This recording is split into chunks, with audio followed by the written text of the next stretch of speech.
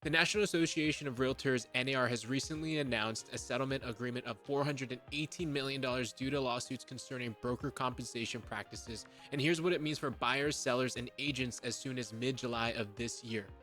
As a disclaimer, this is all subject to court approval, so we may see things change over the course of these next several months, but just to sum it all up, the settlement introduces significant regulatory changes, particularly on how broker compensation offers are managed through the MLS or the multiple listing services.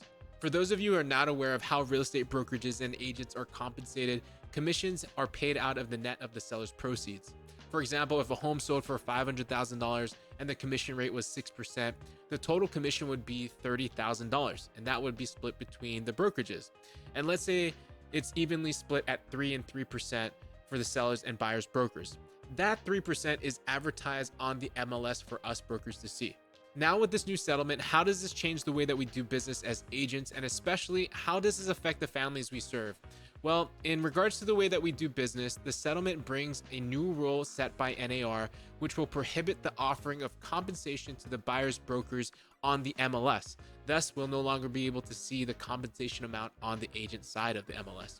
However, compensation can now be negotiated off MLS, and sellers will still be entitled to offer concessions to help with these closing costs. So just like if a seller were to say they want to offer closing credits to the buyer for things like replacing the carpet because they know it's really beat up, or buying down the interest rate to help a new homeowner with the monthly affordability, they can offer up those closing concessions to be used towards buyer broker compensation. So it goes from a unilateral offer of compensation to be something that is subject to negotiation.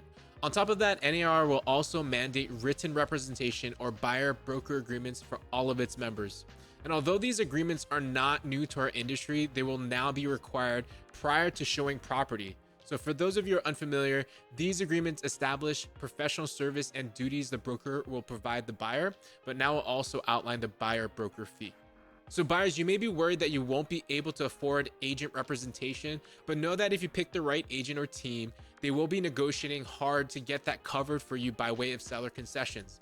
And sellers, if you're thinking, I'm going to be saving a ton of money by not being obligated to pay the buyer broker fee and work with unrepresented buyers, you may want to reconsider, as I know having a good agent on the other side of the transaction is not just crucial to receiving a clean offer, but also essential for getting the deal to the signing table and closed, as well as avoiding any future lawsuits and saving you thousands in the long run. And agents, know your worth. All of my families have told me they could not have done this without me and my team. And I know many of the families have said the same to you. So it is not the end of our industry. It is just a shift in how we do business and an opportunity to educate our community.